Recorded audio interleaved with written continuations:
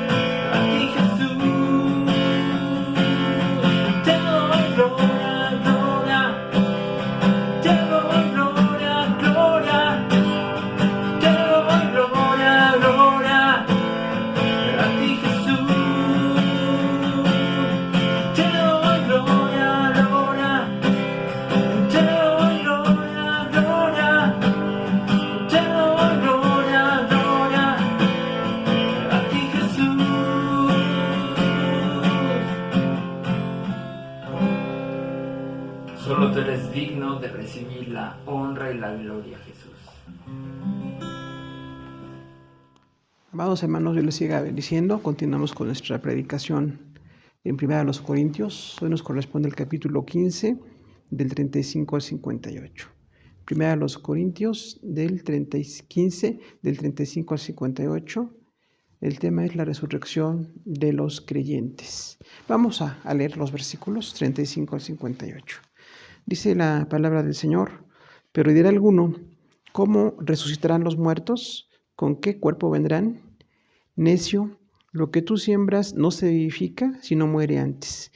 Y lo que siembras no es el cuerpo que ha de salir, sino el grano desnudo, ya sea de trigo o de otro grano.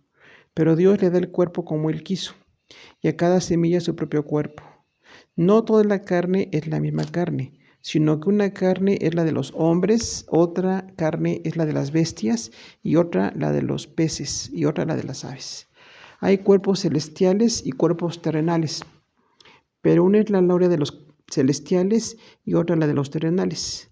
Una es la gloria del sol y otra la gloria de la luna, y otra la gloria de las estrellas, pues una estrella es diferente de otra en gloria.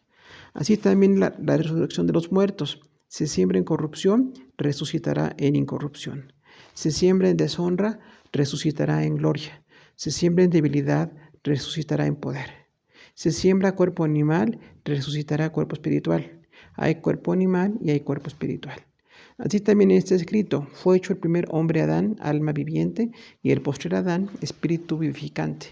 Mas lo espiritual no es primero, sino lo animal, luego lo espiritual. El primer hombre es de la tierra, terrenal. El segundo hombre, que es el Señor, es del cielo. ¿Cuál es el terrenal? Tales también los terrenales. ¿Y cuál es el celestial? Tales también los celestiales. Y así como hemos traído la imagen del terrenal, traeremos también la imagen del celestial. Pero esto digo, hermanos, que la carne y la sangre no pueden heredar el reino de Dios, ni la corrupción hereda la incorrupción. He aquí os digo un misterio. No todos dormiremos, pero todos seremos transformados. En un momento, en un abrir y cerrar de ojos, a la final trompeta, porque se tocará la trompeta y los muertos serán resucitados incorruptibles y nosotros seremos transformados. Porque es necesario que esto incorruptible se vista de incorrupción y esto mortal se vista de inmortalidad. Y cuando esto corruptible se haya vestido de incorrupción y esto mortal se haya vestido de inmortalidad, entonces se cumplirá la palabra que está escrita: olvides la muerte en victoria. ¿Dónde está, oh muerte, tu aguijón? ¿Dónde, oh sepulcro, tu victoria? Ya que el aguijón de la muerte es el pecado y el poder del pecado es la ley. Mas gracias sean dadas a Dios, que nos da la victoria por medio de nuestro Señor Jesucristo. Así que, hermanos míos amados, estad firmes y constantes, creciendo en la obra del Señor siempre, sabiendo que vuestro trabajo en el Señor no es en vano. Bien, al analizar primero los Corintios 15, decíamos que la primera mitad de nuestro capítulo habla de la resurrección del Señor Jesucristo, la resurrección del Mesías. Pero la segunda mitad, muy claramente en este capítulo, habla de la resurrección de los creyentes, una doctrina fundamental en el Evangelio. Decimos que la resurrección es parte de la doctrina de la salvación. La salvación no solamente es perdonar nuestros pecados, no solamente es que nos da la victoria en muchas situaciones de tentaciones, sino que nos va a llevar hasta la vida eterna. Y la vida eterna viene después de la resurrección. Entonces, la doctrina de la resurrección era fundamental que se siguiera predicando. Decíamos que por el antetexto, los párrafos anteriores a este que estamos leyendo el día de hoy, algunos creyentes en Corinto decían que Jesús resucitó, pero los creyentes no iban a resucitar. Entonces era una desviación doctrinal y esto llevaba muchas consecuencias de error doctrinal.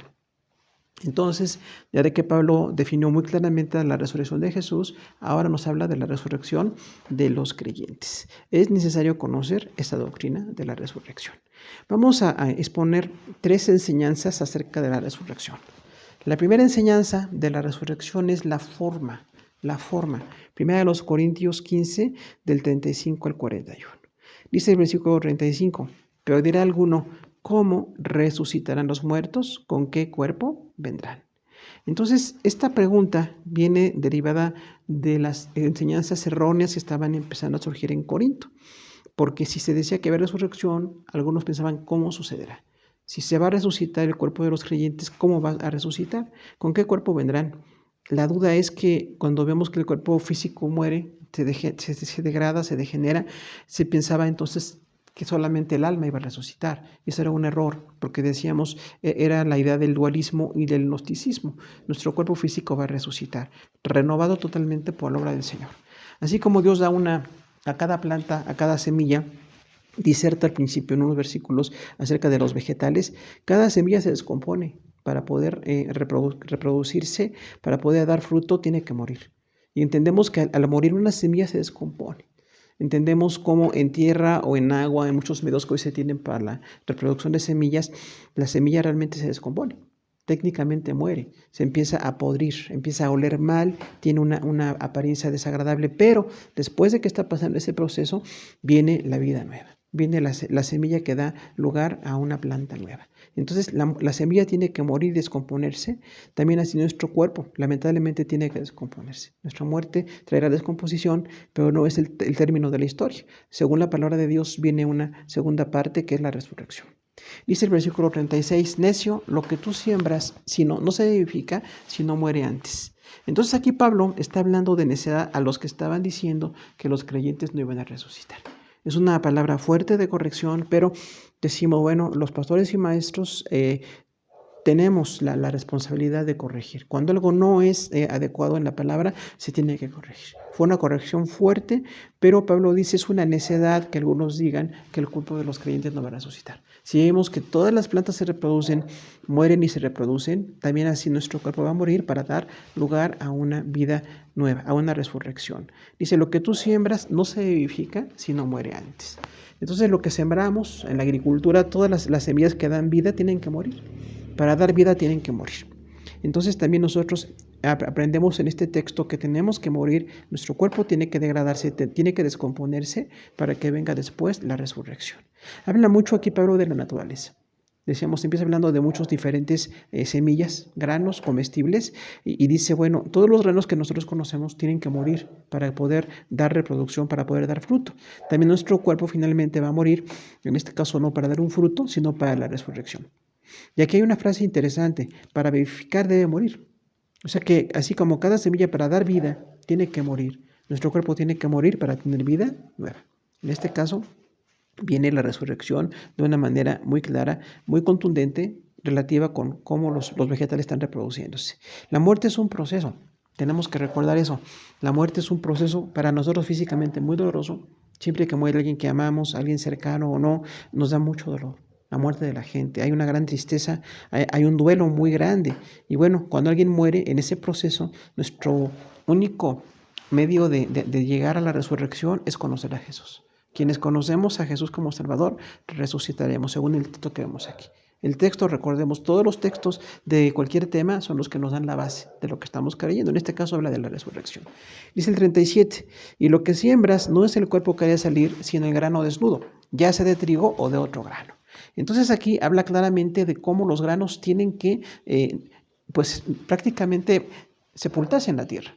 Y dice desnudo, tiene que ser de una manera, para dar vida, tiene que haber una muerte de ese grano. Dice, ya sea de trigo o de otro grano. Entonces, cualquier grano que va a dar vida, que nos da vida a los seres humanos porque son comestibles, los granos tienen que morir para dar esa multiplicación, para dar esa vida nueva. Entonces dice así, hay una diferencia. Esa forma de la resurrección no es el mismo cuerpo que tenemos ahora. Así como la semilla no es igual cuando se siembra que cuando se cosecha, también nuestro cuerpo no es igual. Cuando nuestro cuerpo muere, tiene degradación, tiene debilidad, veremos enseguida todas las cosas que tiene, pero va a resucitar por la obra del Señor. Entonces hay una ilustración basada en todos los granos, decíamos granos comestibles, y viene a explicar cómo la resurrección se va a dar. El 15:38 dice, pero Dios da el cuerpo como Él quiso y a cada semilla su propio cuerpo. Entonces, realmente cada semilla tiene el cuerpo que Dios le diseñó. Aquí Pablo habla del diseño de Dios para cada semilla.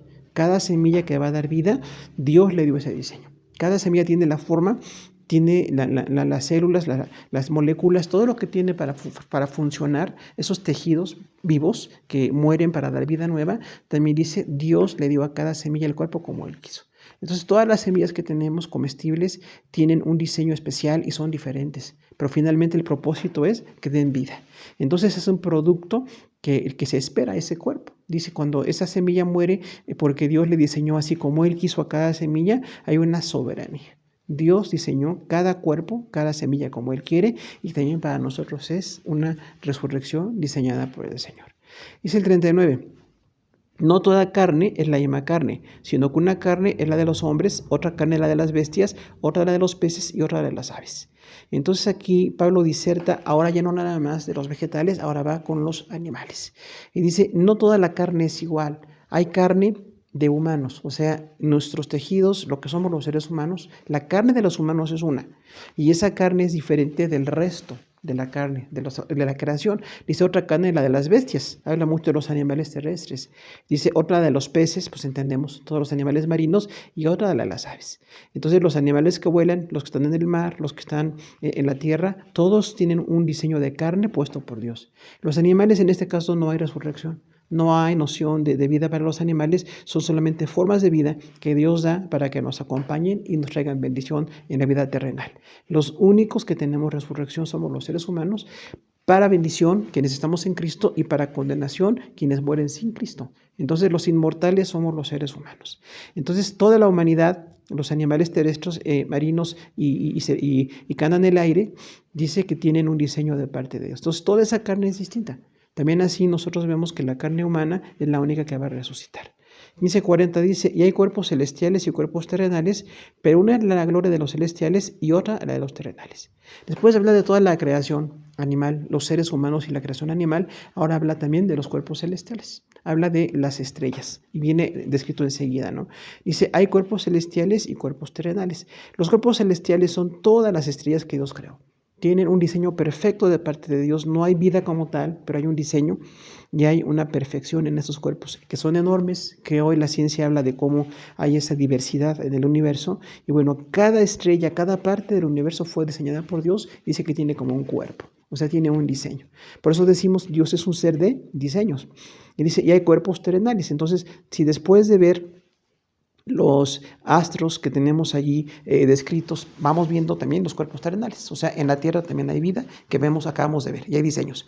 Pero dice, una es la gloria de los celestiales y otra la de los terrenales. Recordamos que la palabra gloria significa literalmente brillo. Es algo que hace notorio, algo de lo que Dios ha creado. Hay gloria de Dios y hay gloria de su creación. Pero aquí habla de la gloria de la creación. O sea, cada una de estas estrellas tiene un diseño o una gloria puesta por Dios.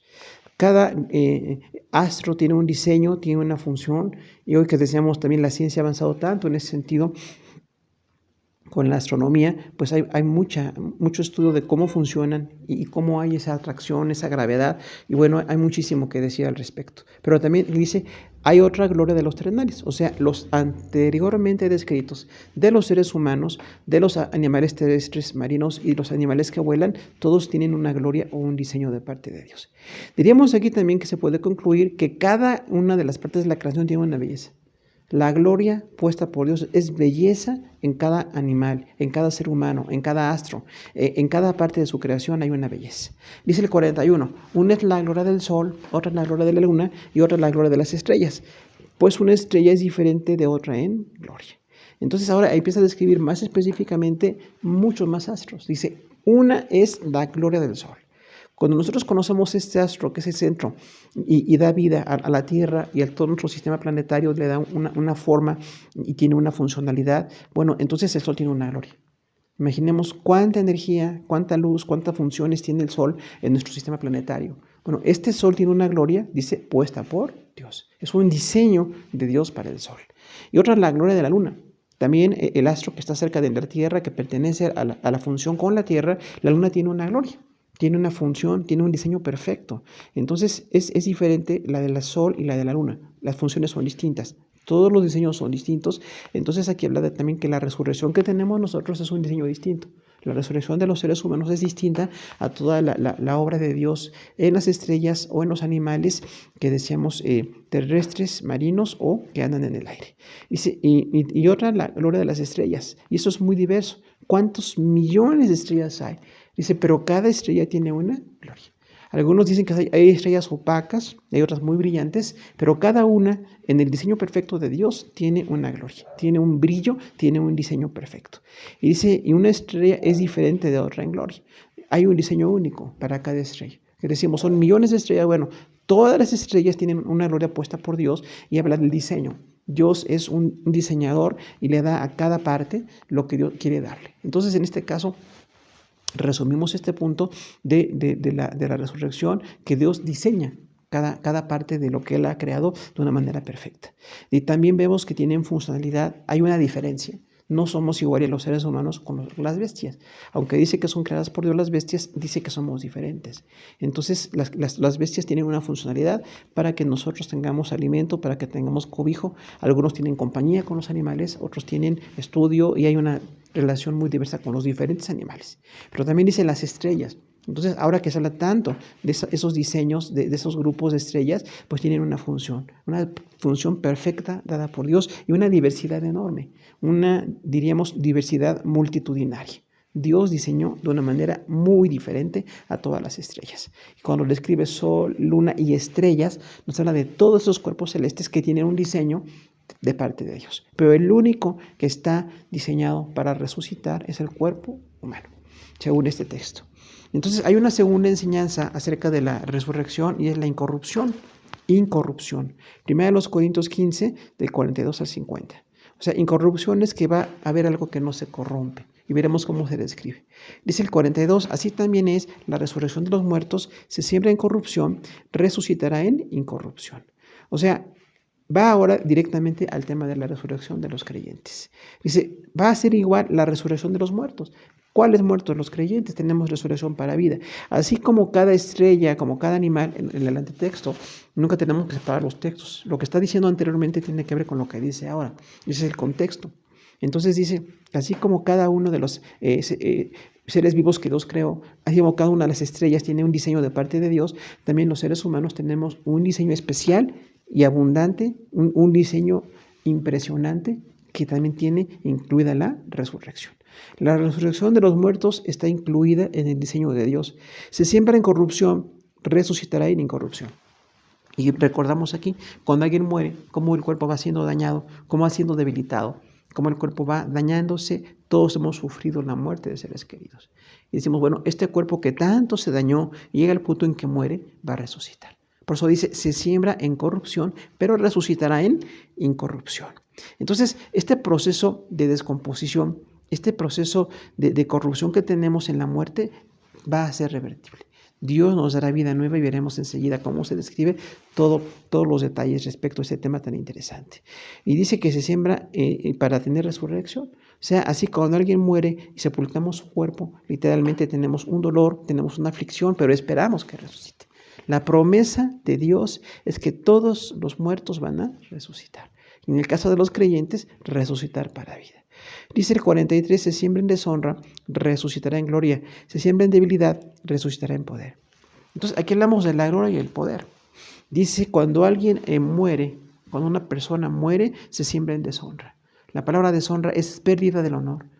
Parece que sí, la muerte nos quita el honor. La fortaleza física, la funcionalidad, lo que es nuestro organismo, lo que es nuestra independencia como personas va acabándose. Hay una deshonra, hay una pérdida del honor. Dice, pero resucitará en gloria. O sea, la promesa de Dios es que vamos a resucitar. No es algo que nosotros inventamos, no es algo que nosotros entendemos, es lo que dice la palabra del Señor. Se siembra en deshonra por la muerte, que tanto daña el cuerpo físico, pero resucitará en gloria. O sea, va a haber una resurrección gloriosa. Así como la gloria de todas las criaturas que anteriormente y de las estrellas que se están describiendo, así también nuestro cuerpo tiene una gloria que va a ser recuperada. Y iremos una gloria diferente, porque habrá un cuerpo nuevo, un cuerpo distinto. Dice aquí que vamos a ir de deshonra a gloria. Entonces nosotros cuando estamos viendo la muerte recordamos, sí estamos viendo deshonra, estamos viendo daño, estamos viendo pérdida, vemos tanto dolor, vemos tanta situación de daño al cuerpo, pero va a haber una esperanza de resurrección y de debilidad a poder, porque dice, se siembra en debilidad. Y todos conocemos que cuando alguien muere, su cuerpo se va debilitando. No es una situación exclusiva de cierta edad o cierta situación, todas las personas al morir se van debilitando. Sea una muerte rápida, sea una muerte de niños, de jóvenes, de adultos o de ancianos, el cuerpo se va debilitando. Y dice, por eso se siembra en debilidad. Finalmente ese cuerpo llega a tanta debilidad que no puede moverse, que no puede ser independiente. Pero aún así dice, en esa debilidad esperamos resurrección en poder. La resurrección será en poder. Por eso decimos, entonces, hay una excelencia y un poder en la resurrección. La excelencia es que Dios le va a dar al cuerpo vida nueva. Este mismo cuerpo que tenemos, no importa que se degrade, no importa que se convierta en moléculas o en esporas, de la parte física de nuestro cuerpo va a haber un cuerpo nuevo. porque dice la palabra que el cuerpo va a ser restaurado. Entonces, por eso le damos gracias a Dios por la bendición de esa esperanza que tenemos de resurrección. Y de deshonra a gloria decimos, va a haber en este momento de deshonra, hay pérdida de honor, pero tendremos una recuperación de gloria. Y de debilidad a poder, nuestro cuerpo va a ser fuerte. Ya no con las debilidades que tenemos con el cuerpo actual, el cuerpo nuevo va a ser fuerte. Dice el 44, se siembra cuerpo animal, resucitará cuerpo espiritual. Hay cuerpo animal y hay cuerpo espiritual. Por eso decíamos entonces, aquí habla el apóstol Pablo de las dos áreas de lo que nosotros somos. Hay una parte espiritual y hay una parte animal. El cuerpo animal es físico, es fisiológico, los sentidos. Cuando nosotros sembramos el cuerpo animal, o sea, enterramos el cuerpo de una persona, literalmente es material, pero también hay un cuerpo espiritual. Dice, el cuerpo espiritual incluye el alma de las personas. Entonces, va a resucitar el alma de las personas, va a resucitar el cuerpo restaurado, aunque de momento estamos sembrándolo y parece que no hay esperanza. Todos sentimos el gran dolor de alguien que muere, pero finalmente hay una esperanza de resurrección. De animal espiritual. O sea, dice aquí, nuestro cuerpo es animal, pero se va a resucitar como un cuerpo espiritual. Ya no va a ser el cuerpo como lo tenemos ahora, tan material, tan limitado, con tantas enfermedades y daños. Va a ser un cuerpo nuevo, un cuerpo físico, sí, material, pero nuevo. Dice, hay cuerpo animal y hay cuerpo espiritual. Entonces Pablo describe claramente que nosotros tenemos una parte fisiológica, le llama animal, la palabra es muy fuerte, pero es original, es un cuerpo material, quiere decir. Y hay cuerpo espiritual, o sea, no nada más es lo material. Las personas que no creen en las cosas de Dios dicen, el cuerpo nada más es fisiológico, es físico, pero dice la palabra que también es espiritual. Tenemos una naturaleza en el alma que es espiritual y tenemos que ir de cuerpo animal a cuerpo espiritual. Después de la muerte vendrá el daño al cuerpo animal, pero vendrá la resurrección de un cuerpo espiritual. Dice el 45, así también está escrito, fue hecho el primer hombre, Adán, alma viviente, y el postrer Adán, espíritu vivificante. Y aquí habla de Jesús y Adán. Eso es algo muy radical en este texto, muy importante. Dice que el primer hombre fue Adán, alma viviente. O sea, el hombre que Dios creó, nuestro primer padre Adán, fue un alma viviente. O sea, Dios le dio vida a esa alma. Adán tenía vida. Tenía un cuerpo bueno, pero no infalible ni perfecto como el de Jesús. Pero con ese cuerpo bueno, Adán cometió pecado y todos traemos las consecuencias del pecado. Dice, pero el postrer Adán es espíritu vivificante. O sea, el primer Adán nos dañó con esa forma de vida y el pecado, pero el segundo Adán es Jesús. Jesús es el segundo Adán y es un espíritu vivificante. Quiere decir que da vida. Así como lamentablemente en Adán todos mueren, dice enseguida, todos en Cristo somos vivificados, porque Jesús nos vivifica. Entonces aquí hay una promesa para todos los que seguimos a Cristo, los que queremos creer y permanecer en Jesús, es que queremos resucitar. No nada más una vida linda o completa aquí en la tierra, en lo material, que puede ser muy gratificante, pero esperamos la vida que viene para la eternidad, un espíritu vivificante que es Jesús. Dice el 46, lo espiritual no es primero, sino lo animal, luego lo espiritual. Y aquí parece una contradicción. Nosotros esperaríamos que lo espiritual fuera primero, pero dice no, lo espiritual no es primero. Porque primero morimos hasta que venga lo espiritual. Primero el animal y luego lo espiritual. Entonces sí, nosotros tenemos ese conocimiento físico, anatómico, fisiológico de nuestro cuerpo, está funcionando, va a dejar de funcionar por la edad y por las enfermedades o por accidentes, pero finalmente ese cuerpo animal va a llegar a ser espiritual en el futuro. Lo espiritual es posterior, primero es animal y luego es espiritual, dice este texto. 47 dice, el primer hombre es de la tierra terrenal, el segundo hombre, que es el Señor, es del cielo. Entonces sigue describiendo lo que fue Adán y Cristo.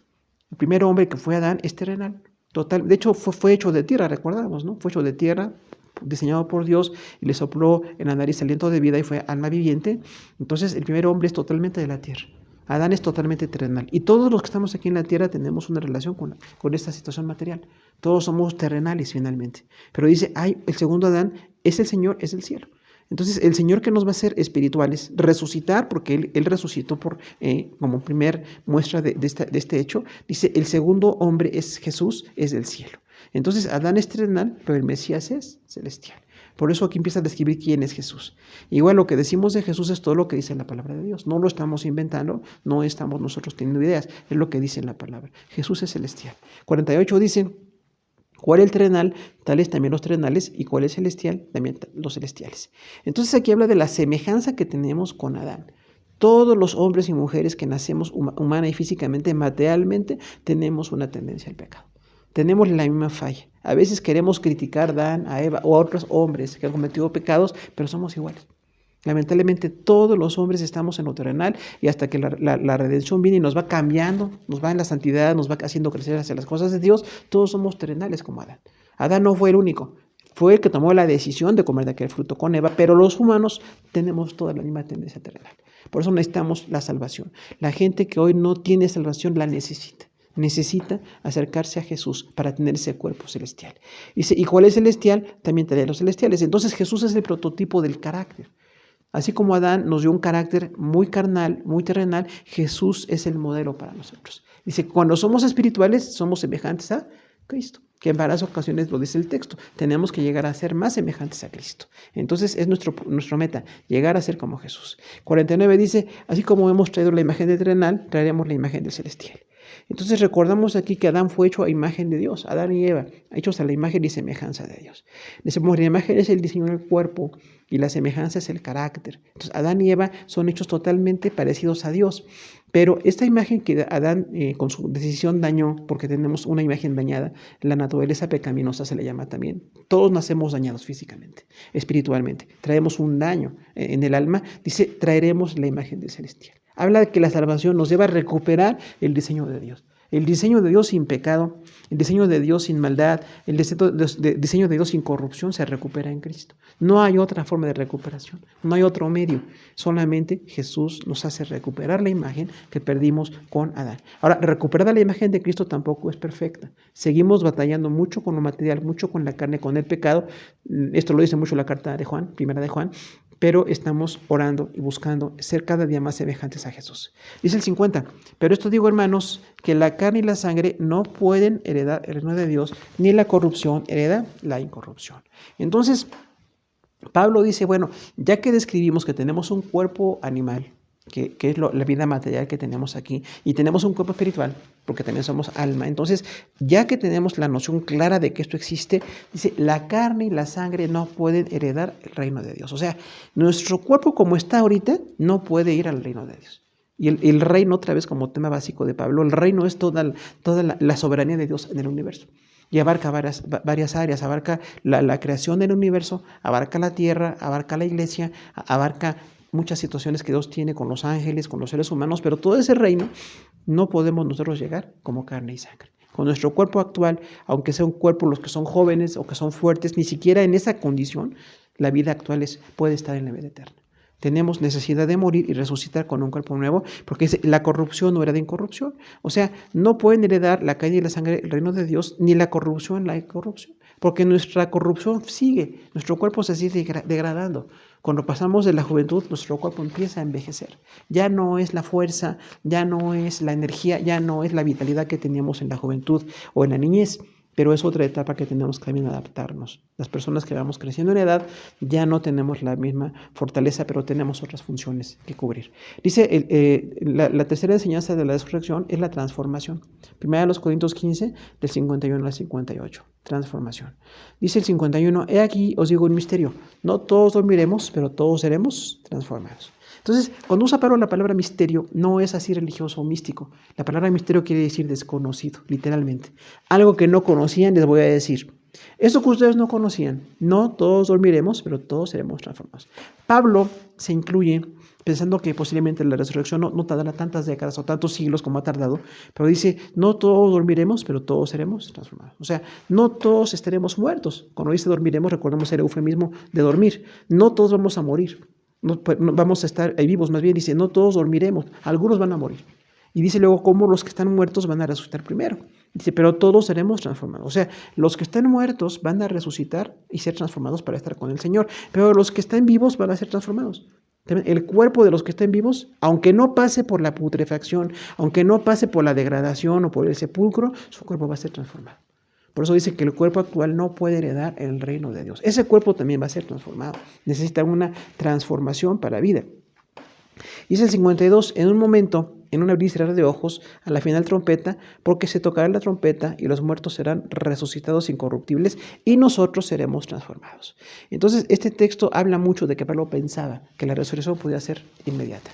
No daban fecha porque ningún buen teólogo o buen maestro va a dar fechas de la resurrección, pero pensaban que podía ser cercana, pensaban que podía tardar poco tiempo. Dice, entonces no todos estaremos en esa posibilidad de estar muertos o vivos. Hay las dos posibilidades. Pero dice, en un abrir y cerrar de ojos, a la final trompeta va a darse la resurrección. ¿Cómo se da la resurrección? En un momento. Va a ser en un instante. No es un proceso de que entendamos, escuchamos o vayamos a algún lugar como ya pasó en la historia de la iglesia o en alguna historia de sectas. No, va a ser algo momentáneo. Donde la persona esté, si es un cuerpo muerto, de ahí va a ser levantado su cuerpo. Si es un cuerpo vivo, de ahí va a ser levantado también. Entonces dice, en un abrir y cerrar de ojos por eso, porque va a ser algo instantáneo, la resurrección. Y entonces también algo muy, muy bello que tenemos que aprender nosotros, cuando dice a la final trompeta, las trompetas recordamos que daban señales, mucho de guerra, básicamente cuestiones sociales, pero la trompeta sonaba con un propósito. Dice aquí, cuando nos suene la final trompeta, no es que vamos a oír lo que vamos a saber dónde está, pero va a sonar. Y espiritualmente, quienes estén vivos en ese momento van a ser levantados. Pero los que estén muertos, primeramente van a ser levantados delante del Señor. Dice, se tocará la trompeta y los muertos serán resucitados incorruptibles. Aquí da un detalle pues muy doctrinal de la resurrección. Cuando se toque la trompeta, ese llamamiento espiritual de Dios para que resuciten los muertos y para que los vivos lleguen delante de Él, dice, los muertos serán resucitados incorruptibles. Entonces, los primeros que llegarán a la presencia de Dios son los que han muerto. Entonces, las personas que nos ha dolido verlas partir, las personas que extrañamos, las personas que nos dieron testimonio de creyentes fieles, ellos van a ser levantados primero, no los que están vivos. Eso también es un poquito paradójico, ¿no? Algunos pensarían primero van a llegar los que están vivos, ¿no? Dice, los que estén muertos, de donde estén, en los sepulcros, en donde estén las células de su cuerpo, de ahí van a ser resucitados incorruptibles. Entonces, ese cuerpo va a ser, que está muerto, resucitado incorruptible, habla de cómo el poder viene a dar vida. Una resurrección y algo que le va a hacer ahora un cuerpo incorruptible. Ya no un cuerpo que se daña, ya no un cuerpo que se afecta por el pecado, ya no un cuerpo con tantas debilidades que enseguida describe el texto, pero dice, los muertos van a ser resucitados. Entonces, quienes han muerto, hermanos, nos llevan una ventaja. Van a llegar primero a la presencia de Dios. Por eso cuando nos duele tanto dejarlos partir, decimos, en algún momento va a estar primero aquello delante de Dios, quienes estemos vivos, ¿no? Pero luego dice, y los que nos estemos vivos seremos transformados. Por eso decíamos, ¿no? Como un segundo grupo que llega por la resurrección, los que estén vivos en ese momento. Pablo pensaba que podía ser parte de ese grupo, por eso dice, seremos transformados. Pero ya hemos pasado 2000 años y por la misericordia y por el plan de Dios, por el diseño de Dios, porque Dios quería que nosotros viviéramos, no que nada más la generación que llegó muy cercana a Pablo, a los apóstoles, ya van 2000 años de historia y de predicación y de evangelismo y de testimonio de Dios a todas las naciones. Dice la palabra del Señor, los que estén vivos serán transformados. Porque decíamos, su cuerpo actual no puede heredar el reino de Dios. Aún que decíamos sea fuerte o joven o de niños o de persona muy muy fuerte, no pueden heredar. Tienen que ser transformados. Los cuerpos muertos transformados de muerte a vida. Y los cuerpos vivos de vida a vida nueva. Van a ser transformados de no morir. Esta generación no sabemos cuándo suceda, pero los que estén vivos al momento en que Jesús regrese por su iglesia y se lleve en la traslación de la iglesia, antes de que empiece la gran tribulación, van a ser llevados. Un texto donde se explica esta verdad es primera a los Tesalonicenses 4, del 15 al 17. Primera de Tesalonicenses 4, del 15 al 17. Usted puede buscarlo. Dice el versículo 53. Porque es necesario que esto corruptible se vista de incorrupción y esto mortal se vista de inmortalidad. Entonces habla aquí de una necesidad. Dado que nuestros cuerpos no pueden heredar el reino de Dios, los que están muertos tienen que ser resucitados, los que están vivos tienen que ser transformados. Dice, esta es una necesidad. No hay lugar para que una persona con el cuerpo actual pueda llegar, porque el cuerpo actual se sigue degradando. Vamos a llegar al punto de la muerte, ¿no? Entonces, para estar en la eternidad se requiere un cuerpo nuevo, un cuerpo que sea inmortal, un cuerpo dado por Dios para estar con Él para siempre. Dice, es necesario. Hablamos aquí del vestir, habla del vestido como un revestimiento, como un prepararse para algo especial. Y dice, esto que es corruptible se tiene que vestir de incorrupción. Esa es la gran transformación. Lo corruptible es nuestro cuerpo actual, que decimos se va degradando, se va enfermando, va envejeciendo, pero dice se va a vestir de incorrupción. Va a ser incorruptible por la obra de Dios. En muertos en ese milagro de resurrección y en vivos en un milagro de transformación. Dice, y esto mortal se vista de inmortalidad. O sea, el cuerpo mortal tiene que ser ahora vestido de inmortalidad. Lo corruptible, lo que se degrada, lo que se echa a perder, de incorrupción. que no se degrada ni se echa a perder. Y lo mortal, lo que finalmente llega a morir, ya no va a morir. Por eso decimos, los seres humanos somos inmortales. Filipenses 3, 20, 21 dice algo a este respecto. Lo mortal se ha vestido de inmortalidad. Dice el 54, y cuando esto corruptible se haya vestido de incorrupción, y esto mortal se haya vestido de inmortalidad, entonces se cumplirá la palabra que está escrita: sorbida es la muerte en victoria. Entonces aquí habla de la muerte sorbida, o la muerte quitada de la escena, que es una promesa de Dios para lo que es el estado de la muerte, ¿no? Cuando lo corruptible se vista de incorrupción, dice Isaías 25, 8, así: lo que hoy tenemos corruptible se va a vestir de incorrupción.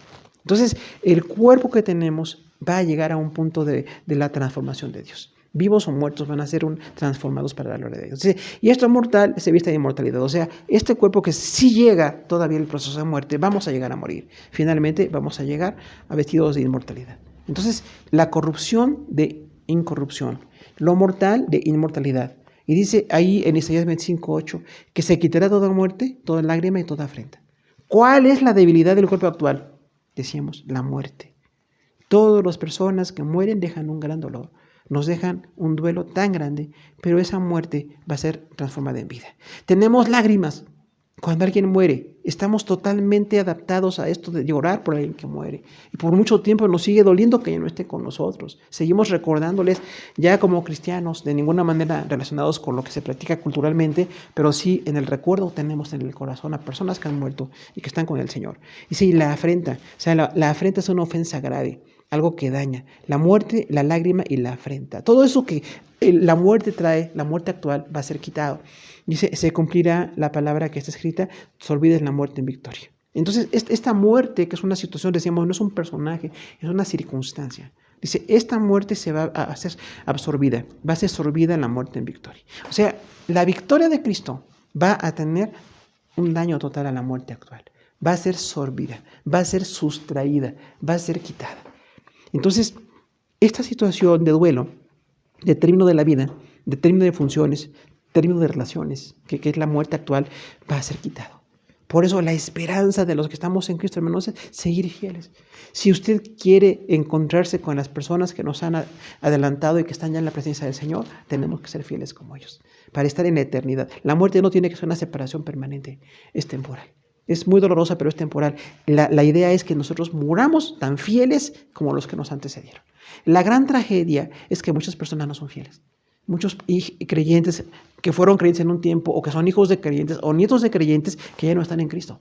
Entonces es una gran pérdida, porque no van a estar con esas personas. Van a morir y van a resucitar para condenación. Dice la palabra, ¿no? Para ir al infierno. Entonces, si usted quiere resucitar para vida, va a tener que estar firme en Cristo. Por eso decimos, vale la pena seguir en Cristo. Vale la pena seguir en las cosas de Dios. Dice el versículo 55, ¿dónde está, oh muerte, tu aguijón? ¿Dónde, oh sepulcro, tu victoria?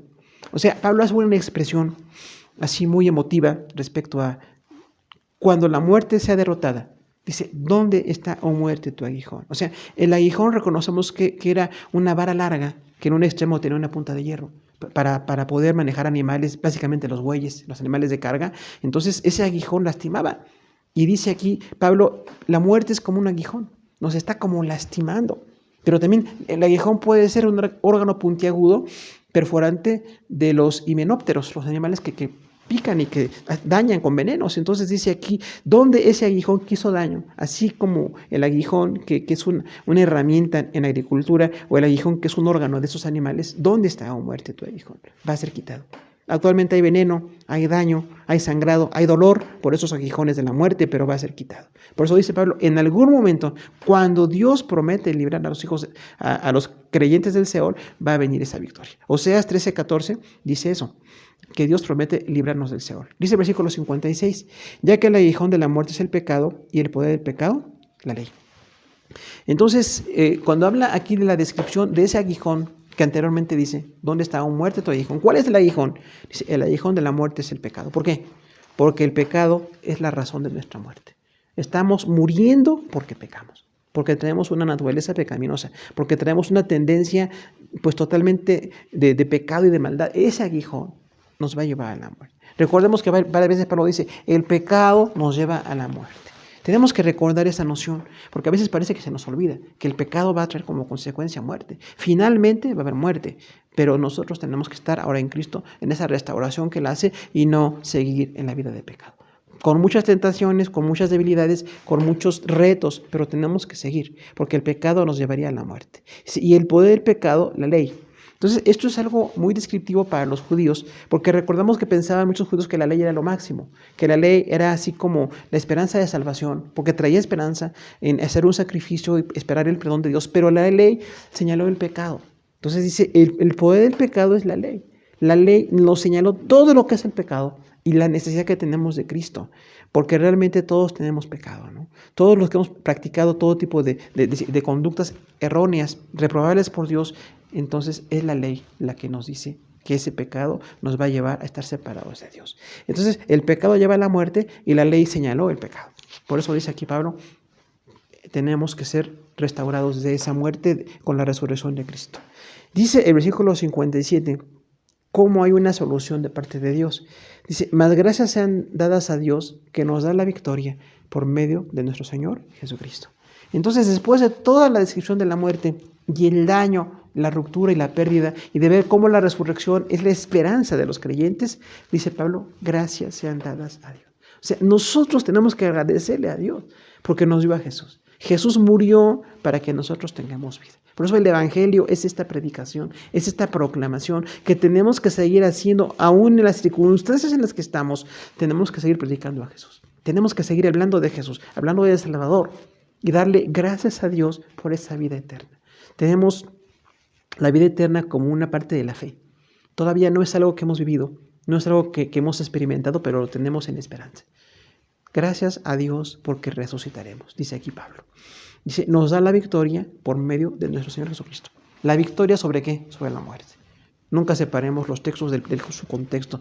¿Qué victoria nos da Jesús? La victoria sobre la muerte. Entonces, todos los que aspiramos que la muerte física se acabe y lleguemos a la resurrección, el único medio es Jesús.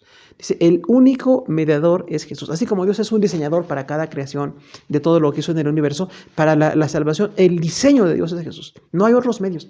No hay otras formas de conducta, no hay otros salvadores.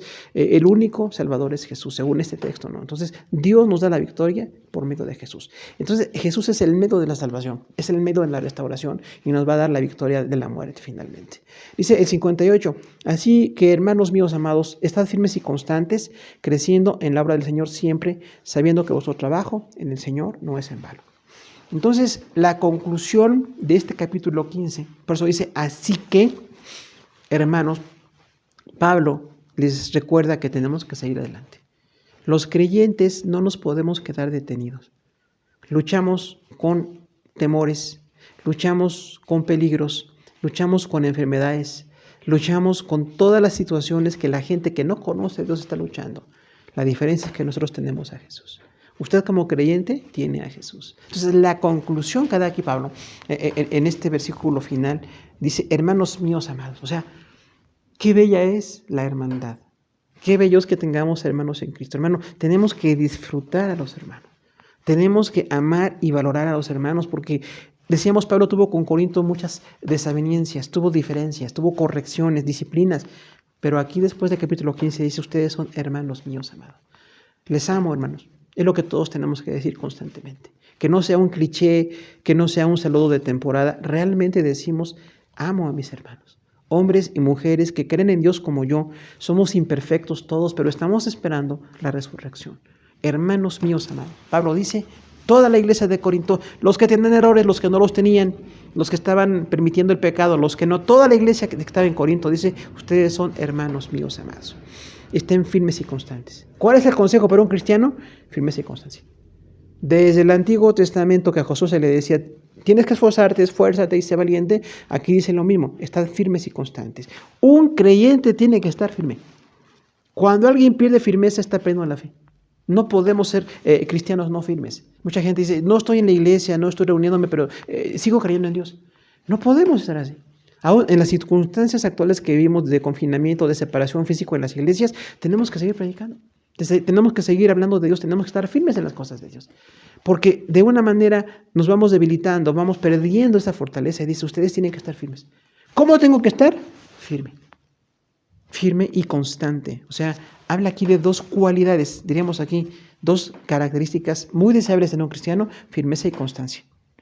Tienes que seguir firme. A veces hay días bellos, hay temporadas bonitas, hay temporadas de salud, de juventud, de cierta abundancia, pero también tenemos temporadas muy difíciles, de pérdida, de muerte, de enfermedad, de pérdida económica. Pase lo que pase, yo tengo que estar firme. No dependo de las circunstancias. Las circunstancias me duelen, pero no dependo de ellas. Yo dependo de Dios. Tengo que seguir firme y constante. O sea, esa constancia es la perseverancia, decíamos, ¿no? Que literalmente quiere decir, por ti mismo tienes que seguir, ese es perseverar. Sigue constante, no te apartes, no pierdas la fe. Hay días en que no parece que queramos seguir, pero hay que continuar. La disciplina cristiana de la oración, la disciplina de la lectura de la palabra, la disciplina de escucharnos ahora por medios, si no nos reunimos físicamente, por medios nos escuchamos, jóvenes, niños, adultos, ancianos, todos los grupos que nos escuchamos por redes y que compartimos por redes los mensajes, estamos luchando por la constancia. Y es una bendición que lo sigamos haciendo. Dice, creciendo en la obra del Señor siempre. Además de firmeza y constancia, aquí viene el crecimiento. ¿Qué tiene que hacer un cristiano? Crecer. No puedo dejar de crecer. Y aquí la buena noticia, no importa que seamos adultos o ancianos, tenemos que seguir creciendo. Un creyente nunca deja de crecer. Biológicamente los niños dejan de crecer a cierta etapa. Los jóvenes o adolescentes tienen una etapa de crecimiento, los adultos, los ancianos. Pero aquí en las cosas de Dios no podemos dejar de crecer. No importa si soy niño, joven, adulto o anciano, tengo que seguir creciendo. Un creyente tiene que seguir creciendo. Ya no puedo dejar de crecer. No puedo quedar así en área de confort, área de comodidad y ya no crecer. Tengo que crecer. Y el crecimiento duele. El crecimiento es un proceso, el crecimiento es una meta. Entonces tenemos, con la gracia de Dios, que seguir creciendo. Después de hablar de la resurrección y de la creación de Dios, y toda esa bendición de la resurrección, dice Pablo, amados, firmes y constantes, creciendo en la obra del Señor siempre. ¿Cuándo crecemos? Siempre. No dice crezcan en una temporada, en una iglesia local, crezcan siempre. Aunque cambien de iglesia local, aunque sea otra temporada, aunque haya un cambio tan radical en las formas actuales que tenemos de relacionarnos, tenemos que seguir creciendo siempre. Y dice, sabiendo que vuestro trabajo en el Señor no es en vano. Esta frase es un gran consuelo. Todos los cristianos también tenemos que trabajar. Fíjese, firmeza, constancia, crecimiento y trabajo. ¿Qué tenemos que hacer? Crecer, trabajar, seguir adelante. Y el trabajo que tenemos en el Señor no es en vano. Recuerda que para quién trabajamos es para el Señor. Como iglesia local tenemos organización, tenemos misioneros, pastores, evangelistas, maestros, gente que está trabajando para el Señor, administradores en las iglesias, pero toda esa gente que sirve, no trabajamos para ellos, trabajamos para el Señor. Yo trabajo para el Señor. Me reúno en esa iglesia apoyo, participo en esa iglesia, soy parte de un equipo de trabajo, pero mi trabajo siempre es para el Señor, porque no es en vano. Que nunca pensemos que trabajamos en vacío, quiere decir, sin fruto. Hay quienes se desaniman por esto, dicen, es que nadie ve lo que yo hago. Nadie reconoce, yo no soy necesario. Y esa es una forma de soberbia, hermano. Necesitamos vencer la soberbia y seguir creciendo en la obra del Señor, constantes, porque el Señor está con nosotros. Entonces, esta conclusión que da Pablo, muy aplicada a nosotros, tenemos que darle gracias a Dios por la resurrección. Sí, morimos, sí nos debilitamos, sí tenemos pérdidas, tenemos dolores, enfermedades, pero vamos a resucitar. Esa es la gran esperanza que tenemos los cristianos. Y dice, esta victoria viene por medio de Jesús. ¿De quién viene mi victoria? De Jesús, el mediador. Y la exhortación final, recordemos decirnos, hermanos míos amados, que no nada más sea un saludo apostólico, una despedida apostólica en este caso, sino que siempre nosotros, en la iglesia en la que estemos, o con quienes estemos en Cristo, les podamos decir, hermanos míos amados. Son gente a la que yo amo porque están en Cristo. No importa que sean de mi iglesia local o no, yo los amo. Y a mi iglesia local, mucho más cercana, mucho más en comunión, tengo que demostrar amor. Porque hay quienes piden el tiempo sin amar a sus hermanos. Piden el tiempo con odios y con rencillas y divisiones. Y aquí dice Pablo, tenemos que ser hermanos que nos pertenecemos unos a otros y que somos amados. Tenemos que sentir eso, somos hermanos de verdad. Dice, firmes y constantes, otra vez la firmeza, ¿no? ¿Qué tan firmes estamos en estos tiempos tan difíciles, tan distintos? Pues tenemos que seguir firmes. Las condiciones como vengan, Dios es suficiente para que sigamos firmes y constantes. Recuerde, el principal enemigo del cristiano es la inconstancia. Ni siquiera Satanás o los demás creyentes o los pastores o algo así. Los enemigos es la inconstancia, porque el inconstante se empieza a apartar. Ya no va a su iglesia, no va a su grupo, no se reúne. Ahora que tenemos grupos de WhatsApp y de tantos medios, hay que estar firmes ahí, constantes. Yo tengo que tener mi reunión. Como joven, como adulto, como mujer, como varón, hay una reunión, hay una predicación, un tema, hay que estar ahí. La constancia cuesta, hermano, pero la inconstancia cuesta más. La inconstancia nos lleva a la muerte, ¿no? Y creciendo siempre en la obra, o sea, yo tengo que seguir creciendo. No he llegado a ser producto terminado. Terminaré el día que Dios me llame a su presencia. El día que muera físicamente, ya no voy a crecer aquí. Tengo un cuerpo transformado, esperando esa transformación, pero mientras yo esté con vida, tengo que seguir creciendo. Diríamos incluso los buenos creyentes que hasta al momento de morir siguen creciendo. Hay gente que en su muerte nos enseña, hermanos. Aún muriendo, tienen fe, permanecen, consuelan a los demás, son firmes, y eso viene de la obra del Señor. Pero tenemos una convicción, nuestro trabajo en el Señor no es en vano. Le agradecemos mucho a la iglesia local en la que estamos trabajando. Cada iglesia local tiene un contexto, pero el trabajo que todos hemos hecho no quedó en vacío. En cada iglesia local, en cada grupo, en cada ministerio hay un producto, hay un fruto. Dios nunca deja de bendecir el trabajo de su iglesia. Tenemos diferentes formas de trabajar el día de hoy, pero tenemos que seguir trabajando. Quizás trabajamos más que en la anterior normalidad. Estamos trabajando de otra manera y más, y tenemos que seguirlo haciendo. Entonces, dice aquí que tenemos 3 enseñanzas acerca de la resurrección. Es una doctrina importante que nuestro cuerpo será transformado físicamente para la eternidad. Fíjese, físicamente para la eternidad. Va a morir físicamente, pero físicamente resucitará nuestro cuerpo. Y será para estar con Dios para siempre. Ahora, esta enseñanza es fundamental en el Evangelio, la resurrección.